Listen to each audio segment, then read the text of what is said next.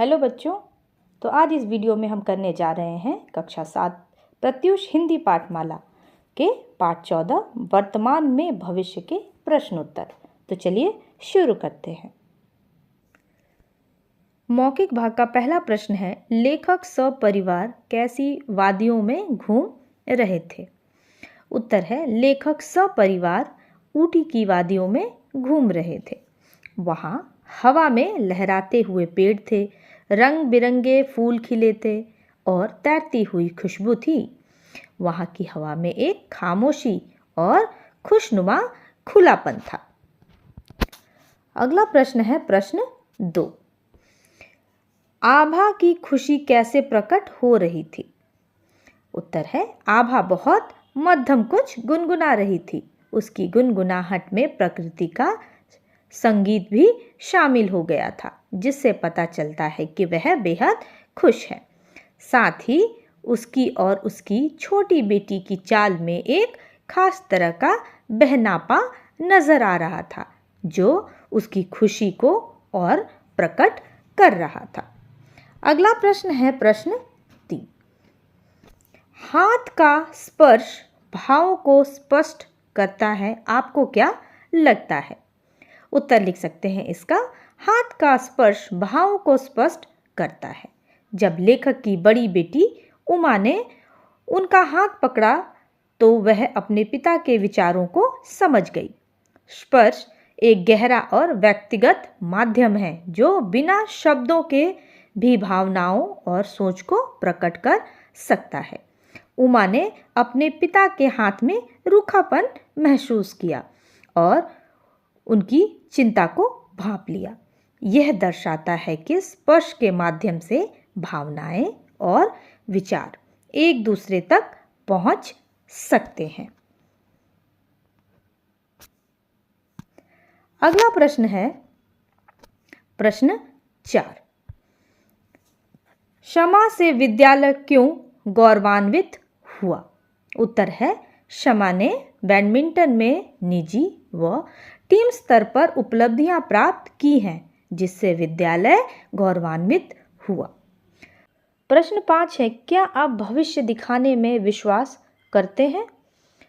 तो उत्तर बच्चों इसका हाँ या ना आप लिख सकते हैं। मैंने लिखा है नहीं, मैं भविष्य दिखाने में विश्वास नहीं रखती हूँ। वैज्ञानिक दृष्टिकोण से भविष्यवाणी करना संभव नहीं है, क्योंकि यह अनिश्चितताओं और कई कारकों पर निर्भर करता है। लेकिन कुछ लोग ज्योतिष, टैरो कार्ड या अन्य माध्यमों के जरिए भविष्य जानने में विश्वास करते हैं। अब बढ़ते हैं बच्चों लिखित प्रश्न पर। तो लिखित प्रश्न का पहला प्रश्न है, लेखक बड़ी बेटी उमा के लिए क्यों परेशान थे।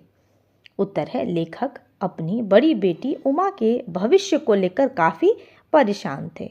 वह चिंतित थे कि कहीं उमा को ठौर मिलेगा या भी नहीं। उन्हें लगता था कि अभी भी उमा बचकानी हरकतें करती है, जिस कारण वह चिंतित रहा करते थे। उन्होंने यह सोच के रखा था कि अगर उमा का ठीक ठाक जगह एडमिशन मिल जाए तो ठीक है, नहीं तो कोई अच्छा लड़का देखकर उमा की शादी करवा देंगे। प्रश्न ख है, लेखक छोटी बेटी शमा के भविष्य के प्रति निश्चिंत थे क्यों। उत्तर होगा बच्चों कि लेखक छोटी बेटी शमा के भविष्य के प्रति निश्चिंत थे, क्योंकि शमा में सहनशीलता, धैर्य और अनुशासन का अंश था। वह अपने भविष्य के प्रति निश्चित थी। साथ ही साथ बैडमिंटन में निजी व टीम स्तर पर उसकी उपलब्धियों ने विद्यालय को गौरवान्वित किया था और उसी अनुसार वह अपनी शारीरिक ऊर्जा और फिटनेस पर ध्यान देती थी। प्रश्न ग, लेखक, यहाँ बच्चों न के जगह क होगा, टाइपिंग मिस्टेक है।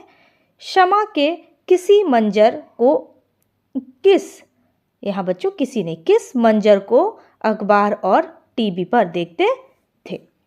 तो बच्चों इसका आंसर हम लिखेंगे कि लेखक शमा को विश्व कप में गोल्ड भारत के नाम जीतते हुए अखबार और टीवी की सुर्खियों में देखते थे, ठीक सानिया मिर्जा और साइना नेहवाल की तरह। प्रश्न घ है, वृद्ध ने भविष्य दिखाने के लिए क्या शर्त बताई? वृद्ध ने भविष्य दिखाने के लिए यह शर्त बताई कि वह उन चारों में से किसी एक को ही उनका भविष्य दिखाएंगे, दिखाएगा नहीं बच्चों, दिखाएंगे, लेकिन उसे देखने वाला उस भविष्य तक जी नहीं सकेगा। प्रश्न अंग, आभा ने छोटी बेटी को क्यों झिड़क दिया? आभा ने यह सोचा कि कहीं आदतन छोटी बेटी भविष्य देखने की जिद ना पकड़ ले और उन तीनों के पीछे ना पड़ जाए, इसलिए आभा ने उसका हाथ पकड़कर झटक दिया और कहा कि वह हद से आगे ना बढ़ा करे। आगे बढ़ते हैं बच्चों, प्रश्न च पे। हम वर्तमान भरपूर जिएंगे, भविष्य का क्या? आभा ने ऐसा क्यों कहा? तो इसका उत्तर आप लिख सकते हैं कि हम वर्तमान भरपूर जिएंगे, भविष्य का क्या? आभा ने ऐसा इसलिए कहा क्योंकि हमें अपनी वर्तमान स्थिति और क्षण का पूरा आनंद लेना चाहिए, बिना भविष्य की चिंताओं में उलझे। भविष्य की योजना बनाते समय भी वर्तमान को पूरी तरह जीना आवश्यक है, क्योंकि यही क्षण हमारे नियंत्रण में है और हमें खुशी और संतोष देता है। हमें अपनी वर्तमान स्थिति और समय का सम्मान करना चाहिए। प्रश्न 6 है, इस कहानी से आपने क्या सीखा? बच्चों, इसका उत्तर आप इस प्रकार भी लिख सकते हैं कि इस कहानी से हमने सीखा कि हमें भविष्य की चिंता करने के बजाय वर्तमान पर ध्यान केंद्रित करना चाहिए। वर्तमान में खुश रहना और उसे पूरी तरह से जीना महत्वपूर्ण है, क्योंकि भविष्य की योजनाएं और चिंताएं हमें आज की खुशियों से वंचित कर सकती हैं। वर्तमान का आनंद लेना ही सच्चा जीवन है। अगर वर्तमान को सही तरीके से जिया जाए तो भविष्य अपने आप ही संवर जाएगा। प्रश्न 2 है, निम्नलिखित पाठांश को पढ़िए और पूछे गए प्रश्न का उत्तर लिखिए। तो बच्चों, ये पाठ का जो अंश है, पाठांश, ये आपके बुक में दिया गया है। इसका पहला प्रश्न है, लोग वर्तमान की अपेक्षा किसकी फिक्र करते हैं? तो उत्तर लिखेंगे, लोग वर्तमान की अपेक्षा भविष्य की फिक्र करते हैं। प्रश्न ख, अतीत में बदलाव सोचने वाले लोग कैसे होते हैं? अतीत में बदलाव सोचने वाले लोग सिरफिरे होते हैं। प्रश्न ग है, क्या भविष्य को संवारा जा सकता है? उत्तर है हाँ, भविष्य को संवारा जा सकता है, बशर्ते वर्तमान को तरीके से जिया जाए। प्रश्न घ, जिस भविष्य में उनकी जगह ना हो से लेखक क्या कहना चाहते हैं? तो इसका उत्तर होगा बच्चों, जिस भविष्य में उनकी जगह ना हो से लेखक का मतलब है कि लोग केवल अपने व्यक्तिगत भविष्य में ही रुचि रखते हैं।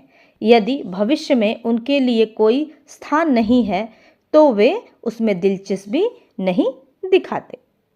प्रश्न 3, समझाकर लिखिए। इसका प्रश्न क है, खेल के प्रति समर्पण, विशिष्ट शैली, कुशल तकनीक और अदम्य उत्साह सबको प्रभावित करते हैं। उत्तर है बच्चों, खेल के प्रति समर्पण, विशिष्ट शैली, कुशल तकनीक और अदम्य उत्साह सभी को प्रभावित करते हैं। ये गुण खिलाड़ी को न केवल मैदान पर उत्कृष्ट बनाते हैं, बल्कि दर्शकों और प्रशंसकों के दिलों में भी जगह दिलाते हैं। इनसे खिलाड़ी की प्रतिष्ठा और सफलता का मार्ग प्रशस्त होता है। अगला प्रश्न है प्रश्न ख, कुछ सिरफिरे भी आ जाते हैं तो अतीत में अपना सहूलियत के मुताबिक बदलाव की कल्पना करते हैं। उत्तर लिखेंगे, लेखक इस वाक्य के माध्यम से उन लोगों की बात कर रहे हैं जो वर्तमान से कहीं ज़्यादा भविष्य की चिंता करते हैं और यहाँ तक कि वो अतीत में भी अपनी इच्छाओं और सहूलियत के अनुसार बदलाव की कल्पना करते हैं। ये लोग वर्तमान की वास्तविकता को नज़रअंदाज कर अतीत को अपने हिसाब से बदलने की सोचते हैं। तो आगे बढ़ते हैं बच्चों चिंतन मनन भाग पे। तो इसका पहला प्रश्न है, किसी भी व्यक्ति के लिए भविष्य महत्वपूर्ण क्यों है? तो इसका उत्तर है, भविष्य महत्वपूर्ण है क्योंकि यह व्यक्ति की आकांक्षाओं, लक्ष्यों और उम्मीदों का प्रतीक होता है। यह उन्हें प्रेरित करता है, योजना बनाने और निर्णय लेने में सहायता करता है और जीवन की दिशा निर्धारित करता है। भविष्य की सोच से व्यक्ति अपने वर्तमान को बेहतर बनाने के प्रयास करता है और संभावित चुनौतियों के लिए तैयार रहता है। अब इसका दूसरा क्वेश्चन है, जीवन जीने का मज़ा किस काल में है और क्यों? इसका उत्तर आप इस प्रकार लिख सकते हैं, जीवन जीने का मज़ा वर्तमान काल में है क्योंकि वर्तमान ही वह समय है जब हम अपने जीवन का हर पल अनुभव करते हैं। यह व्यक्ति को अधिक जीने के लिए प्रेरित करता है और उन्हें सच्ची खुशी और संतुष्टि प्रदान करता है। भविष्य की अनिश्चितता उत्तेजित कर सकती है, लेकिन वर्तमान हमें नए अनुभवों से रूबरू होने और सीखने का मौका देता है, जिससे आने वाला भविष्य भी संवर जाता है। तो बच्चों, यहाँ खत्म होता है इस पाठ के प्रश्न उत्तर। आई होप आपको ये प्रश्न उत्तर समझ आए होंगे। तो मिलते हैं नए वीडियो में नए चैप्टर के क्वेश्चन आंसर के साथ। Till then, good bye and thank you for watching this video. Thank you.